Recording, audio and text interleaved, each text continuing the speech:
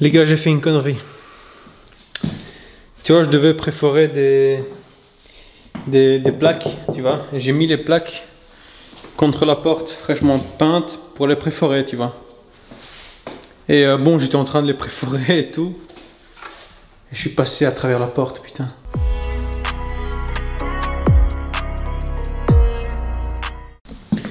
Bon, voilà.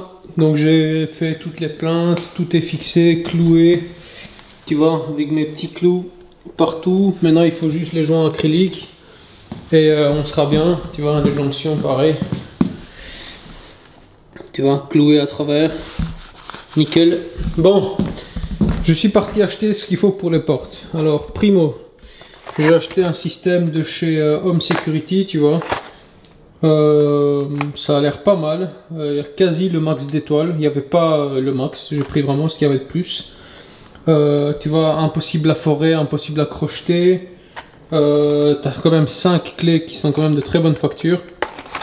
Donc j'ai acheté ça avec une fermeture manuelle à l'intérieur. Comme ça, si tu veux t'enfermer, hop, t'as pas besoin de clé. J'ai pris, je vais mettre un point d'honneur sur ça. Ça, les gars, c'est 85 €, hein, les deux trucs. Alors, tu vois, celui-là, il est très gros et il est plein. Il est en inox plein. C'est vraiment un truc de sécurité pour pas forcer la serrure, tu vois. Ça c'était ce qu'il y avait déjà dans la porte. Donc moi, j'ai pris un truc pour qu'il rentre là-dedans.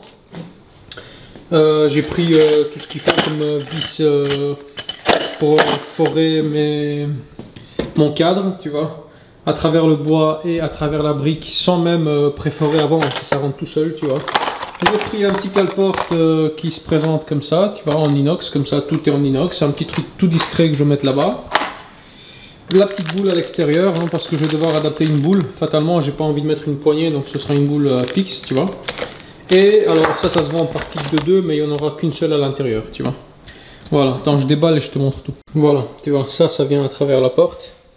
Ça, c'est le côté renforcé, mais dis-toi que... Enfin, c'est vraiment bien fait, en fait, tu peux pas... C'est pas avec une clé Allen, tu vois, que tu peux démonter de l'extérieur. Ça se visse de par l'intérieur, tu vois, avec des grosses vis comme ça, à travers les deux trous qui sont là. Tu vois, de par l'intérieur, en fait, tu dois mettre cette pièce-là, tu vois. Et tu vas vraiment venir la compresser de l'intérieur. C'est vraiment, c'est dingue, tu vois. C'est vraiment bien fait. Donc ça inspire confiance. Donc tout rentre très très bien. Il faut vraiment faire gaffe hein, quand tu achètes des trucs pour la porte. Parce que ça peut très vite coûter très cher. Et tu peux très vite te tromper parce que c'est des mesures au millimètre, tu vois. Il suffit que je mesure mal ça. Que quand je le mets là, il n'y a aucun trou qui va. Alors que là, tu vois, j'en ai pile 2 qui vont dans les trous existants, tu vois. Parce que ça, tu peux pas forer comme tu veux, tu passes à travers le système et tu casses tout, tu vois. Voilà, avec la boule qui va venir comme ça, tu vois, ici. Voilà. Et alors, bref, t'as compris quoi. Au niveau de la peinture, je t'avais dit qu'il fallait il fallait tout peindre. Alors, j'ai acheté, si tu regardes à l'extérieur, j'ai découpé des morceaux de porte pour prendre la couleur. Tu vois, j'ai coupé un petit morceau là. Et donc, du coup, je suis parti faire une petite teinture qui ressemble assez fort à ça, tu vois. Et alors ça, c'est un espèce de... C'est quoi? C'est du noyer. J'ai pris un morceau pour aller prendre mes références de couleurs. Donc voilà, au niveau de la peinture, c'est avec ces deux-là, plus le fameux primaire que je dois évidemment appliquer sur le cadre. Ça pas nécessaire, ça pas nécessaire, mais le cadre il faut le primériser d'abord. Donc tu as bien vu, beaucoup de boulot. Je vais placer la porte, il est déjà midi. Le temps de faire les pleins, d'aller acheter ce qu'il faut, aller chercher les couleurs. Mais j'ai envie de faire la porte aujourd'hui, ce qui fait que je vais poser la cam, je te ferai un timelapse dans les limites du possible. Parce que tu te rends bien compte qu'une fois que je démonte la porte d'entrée, je peux pas quitter sans installer l'autre, sinon bah, le chantier reste sans porte et ça va pas, tu vois. Donc, ah oui, très important, j'ai pris une porte coupe-feu.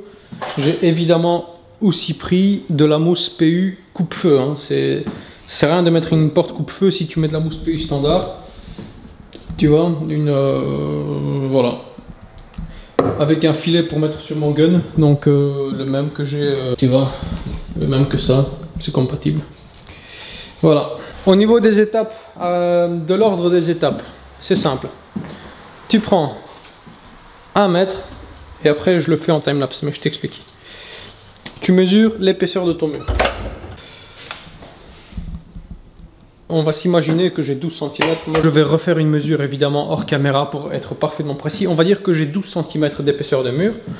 Là, ça s'achète, chez les professionnels, ça s'achète toujours un peu plus grand. Et puis, c'est nous qui les découpons sur place, tu vois.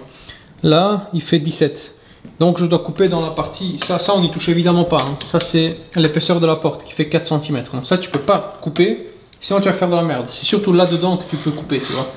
Donc moi je vais prendre la totalité et je vais tout débiter. Les deux grands lattes et la latte d'ici à 12 cm puisque c'est l'épaisseur de mon mur, tu vois. Une fois que c'est comme ça, je vais les placer au sol, placer la porte dessus avec des cales, etc. Et quand tout sera bien, je vais tout clouer ensemble. Tout ça sera filmé mais je ne parlerai plus donc je t'explique. Donc une fois que mon cadre est cloué, etc. Là, je pourrais le présenter, donc enlever la porte. Je vais essayer d'enlever la porte le plus tard possible pour être à l'aise dans mon chantier, pour le bruit, etc. Après, j'enlève la porte, je mets le cadre cloué à dimension, etc. Et puis, je commence à le forer dans la brique, tu vois. À niveau d'aplomb, d'équerre, tout ce que tu veux, tu vois. Et une fois que c'est comme ça, je prends la porte, je vérifie bien que ma hauteur correspond. Si je dois couper un petit centimètre, je peux toujours couper un petit centimètre. Voilà, parce que bon, il y a ma hauteur de carrelage, etc. Et une porte, ça fait 201,5. À mon avis, là, je dois avoir 200 tout juste, tu vois. Parce que je sais qu'avec carrelage, colle, j'ai plus ou moins 1,5, tu vois. Donc, voilà, je découpe tout ce qu'il faut. Ensuite, je place la porte sur les charnières. Une fois que la porte est sur les charnières, il faut faire les chambranles d'un côté. Les chambranles, c'est ça. Tu vois, ce sont les petits morceaux de bois. En fait, regarde, les chambranles, si tu veux, c'est ça. Et tu vois, j'ai fait ici un cache, bah, j'ai fait les chambranles. Ça, c'est les chambranles. Tu vois, c'est la partie qui vient masquer ta porte, tu vois. Tu vois. Donc, après, tu peux... voilà, c'est exactement pareil pour la porte, sauf qu'à la porte, il n'y en a pas en bas, c'est juste un cadre, en fait, tu vois. Une fois que les chambranles sont faits d'un côté, je vais prendre des cales et je vais fermer la porte, caler toute la porte entre la porte et le chambranle avec des cales de 2 mm voire 3 mm, ça suffit largement. Et une fois que tout est calé, je fais passer ma mousse PU, tu vois. Donc la mousse PU, je te l'avais dit, c'est ça, c'est la coupe-feu. Et je laisse la mousse durcir, gonfler, congestionner, polymériser, tu vois.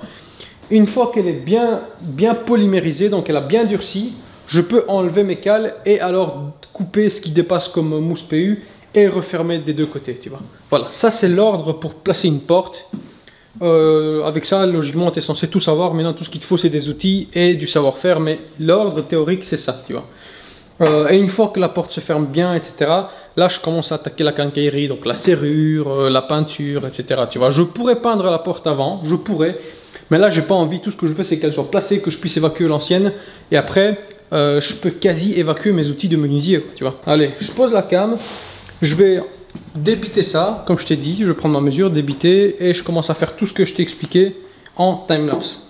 C'est parti!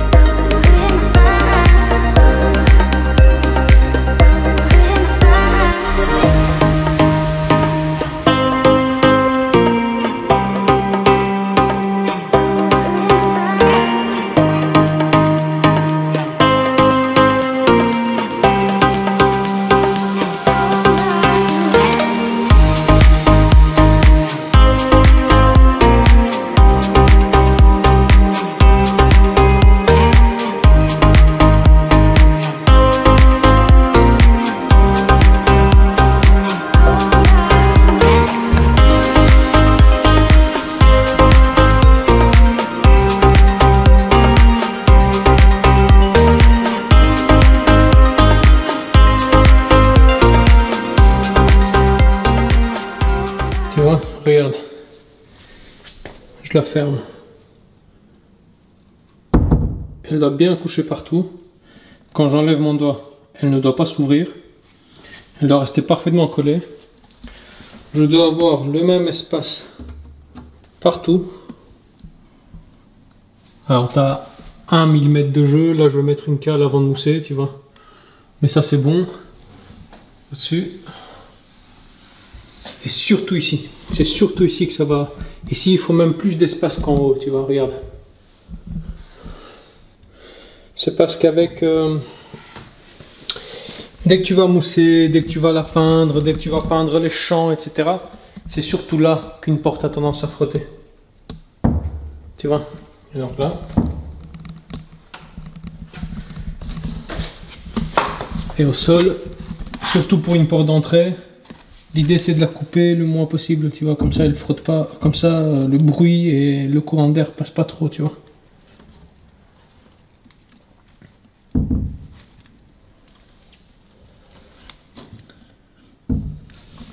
Et regarde.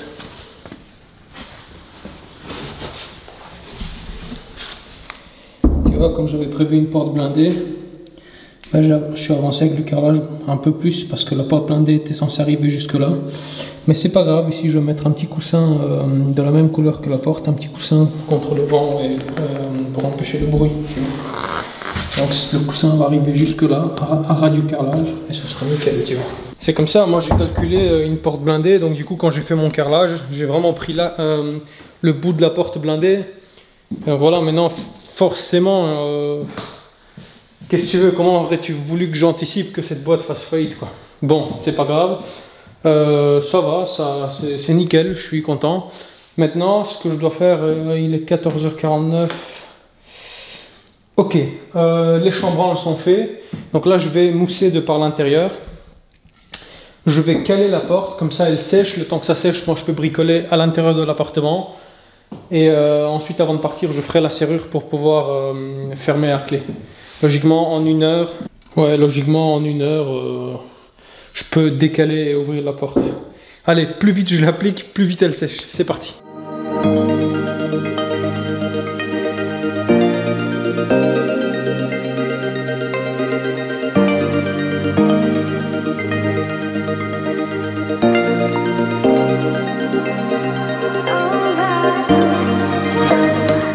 Et voilà, sans tricher, tu vois, je viens d'enlever les cales. Elle a bien durci. Alors ouais, tu vois, même en mettant à genre 40-50%, bah t'en as quand même qui débordent. Mais rien par terre, tu vois. Après, moi je peux la couper tranquillement au cutter, à ras. S'il y a des petits trous complétés et directement mettre le chambranle par-dessus, tu vois. Ici, bah, je vois qu'il n'a pas tellement gonflé, donc tu vois, j'ai encore de la place. Donc ce que je vais faire, c'est que je vais mettre un tout petit peu de mousse un peu partout et venir l'emprisonner avec le chambranle quand je vais le fermer. Mais les chambranles, c'est pour après. Allez, je vais te poser sur trépied et je vais commencer à faire un peu la quincaillerie parce que mine de rien, moi il faut que je puisse fermer le chantier à clé. Il est bientôt 16 h, bon je suis dans les temps, hein. Techniquement tout devrait bien se passer. Et puis dès que la quincaillerie et que la serrure est faite, si j'ai le temps, je vais rapidement débiter les chambranles intérieurs, tu vois. Voilà, et je vais les faire. Allez, c'est parti.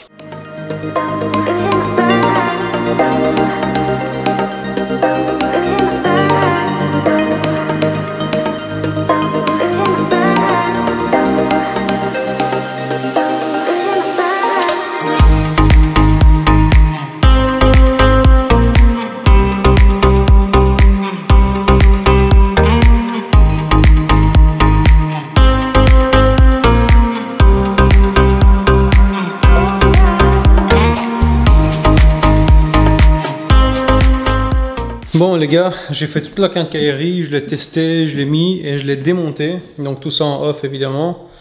Donc là on est le lendemain. J'ai mis la première couche de peinture, tu vois. C'est vraiment la toute première, donc elle est en train de sécher. Voilà, je sais pas si tu arrives à... Donc après, ici c'est primaire blanc. Blanc et ici blanc, tu vois. Et donc si tu vois des petites traces de rouleau, c'est qu'elle sèche. Mais c'est la toute première première couche, tu vois. Donc tu vois, ça commence à ressembler un peu aux portes qu'il y a là-bas. Ça va plutôt être pas mal. Entre temps, j'ai fait tous les joints acryliques. Regarde.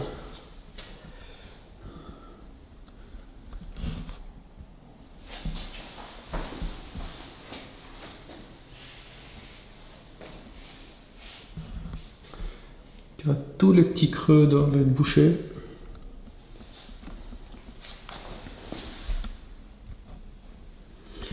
Et là, je me prépare à faire la toute première couche de primaire, tu vois, sur tout ça. Alors les chambranles, je ne dois pas les primériser, donc je vais faire juste ça. Voilà, je te filme par étapes, je t'explique parce que poser la caméra c'est impossible. Je suis dans un hall, il y a du passage et de toute façon tu comprends rien. Je travaille en hauteur, la caméra elle capte pas toute la porte. Moi je dois à chaque fois la bouger. Je pense que c'est inintéressant.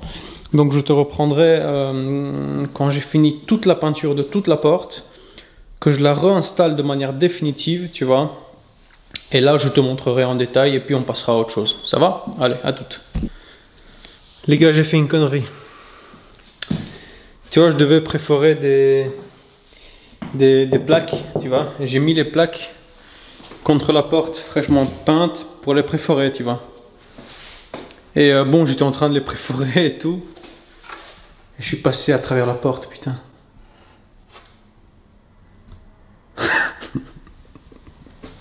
Regarde-moi ça. Oh putain, la porte fraîchement peinte, je suis passé à travers.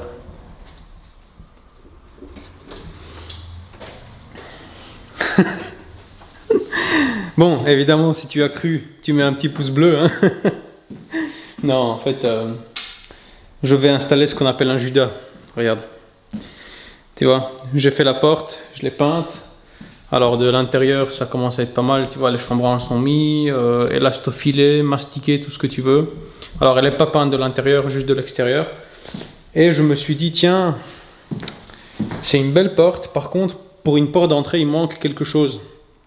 Eh bien, c'est ce qu'on appelle un Judas. Tu vois, c'est l'œil pour voir celui qui sonne à ta porte. Regarde, je te la montre de l'extérieur. Tu vois, ici, j'ai encore peint, j'ai mastiqué, tu vois. Globalement.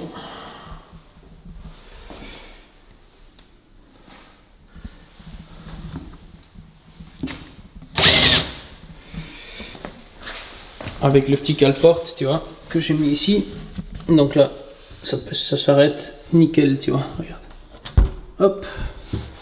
Et évidemment, calculer en fonction que la poignée ne tape pas dans le mur, tu vois. Voilà, parfait.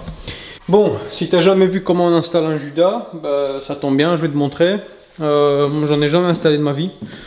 Après, c'est pas bien compliqué et c'est toujours la même marque. Moi, j'ai acheté ça. Attends, parce que je l'ai déballé pour prendre mes mesures. Pour info, je l'ai mis à hauteur 1,55 m parce que c'est plus ou moins à hauteur d'œil. Après, si t'es un géant, tu mets ça à 1,60 m, mais 1,55 m, logiquement, c'est une mesure normalisée. Voilà. J'ai acheté ça chez Home Security, un peu comme tous les accessoires de la porte. Moi, j'aime bien quand j'emploie une marque, employer la même marque pour tout le travail, tu vois. Donc, il faut forer, en fait. Hein. Ça se présente comme ça, regarde. Dans un petit paquet, tu as ça, hein, tu as le Judas, tu vois. Ça, tu le passes à travers ton forage. Hop. Ensuite, tu prends ton œil de Judas, tu viens le visser dedans. Ce qui te compresse, enfin non, d'abord, non. D'abord, tu prends ça, tu le mets dedans, à l'envers, évidemment. Tu vois, comme ça, tu as ton cache, en fait. Ton cache-œil. Ça, tu ne dois pas l'employer, hein, c'est juste une rallonge. Au cas où tu as une méga porte qui fait genre 10 cm, bah, ça te permet d'avoir une rallonge en fait. Et du coup, tu as un Judas qui fait 10 cm. Tu vois, moi, je suis une porte standard de 4 cm. Donc en fait, je dois quasi le visser jusqu'au bout. Et ensuite, en regardant à travers, je sais pas si tu vois. Évidemment, sur la cam, tu vois pas. Mais en regardant à travers, bah, on arrive à bien tout voir, tu vois. Voilà. Alors qu'à l'envers, bah, c'est le principe d'un Judas, on voit rien, tu vois. Donc allez, je te pose la cam, je vais essayer de te filmer. Écoute, j'en ai jamais placé, mais je te reprends maintenant parce que je me suis dit que ça pouvait être intéressant, tu vois, de te filmer ça. Ça va? Allez, je place la cam.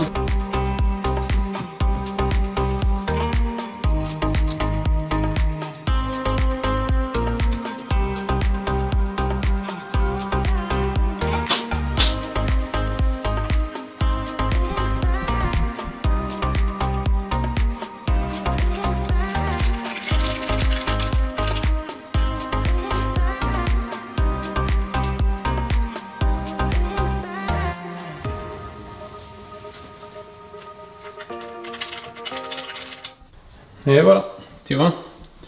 Donc je ferme la porte.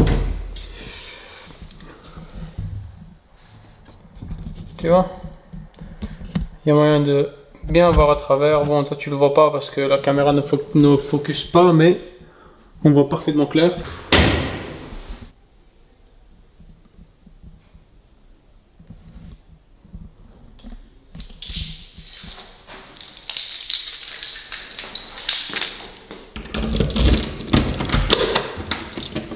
Ce que je dois faire, évidemment, moi je dois la peindre à l'intérieur. En fait, hier j'ai mis rapidement 2 couches de blanc sur tout ce côté là, comme ça je dois plus l'enlever, tu vois. Donc tout ce côté là a été peint. Ce côté là aussi jusque là, mais maintenant voilà, toute la porte là je dois la peindre, donc je vais enlever le Judas. Je l'ai mis juste pour voir. Et puis tu vois, là je suis sur du blanc, là je suis sur du tennis white, et là je suis sur du brun, tu vois. Voilà. Donc il y a 3 couleurs, mais c'était la seule solution que j'avais pour pouvoir m'adapter et fabriquer, enfin fabriquer non, mais prendre une porte coupe-feu et la transformer en porte d'appartement, tu vois.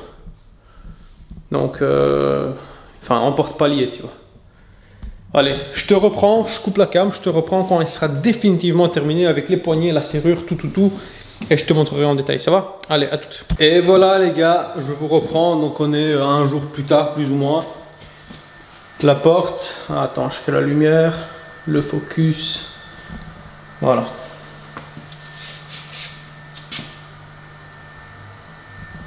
En détail.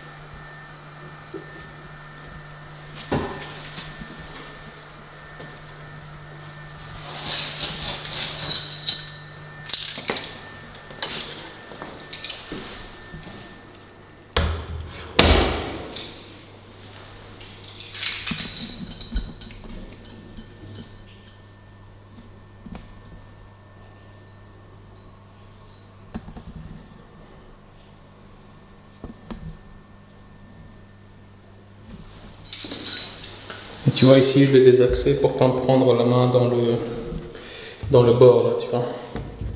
Donc là, je l'ai désaxé un petit peu de la serrure, tu vois, comme ça, je peux bien le prendre.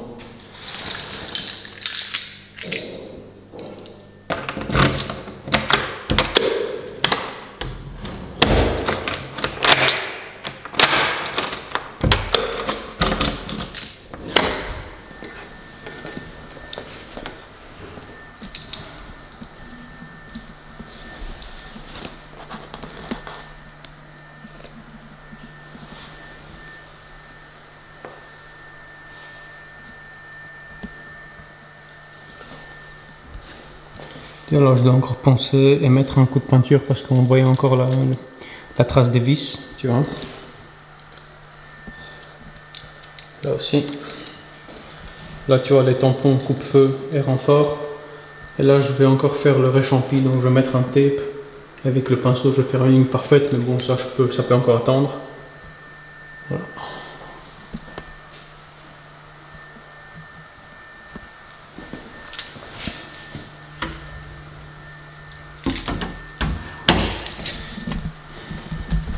Ok, bon, t'as vu, c'est une belle réussite, c'est une belle porte, tu vois.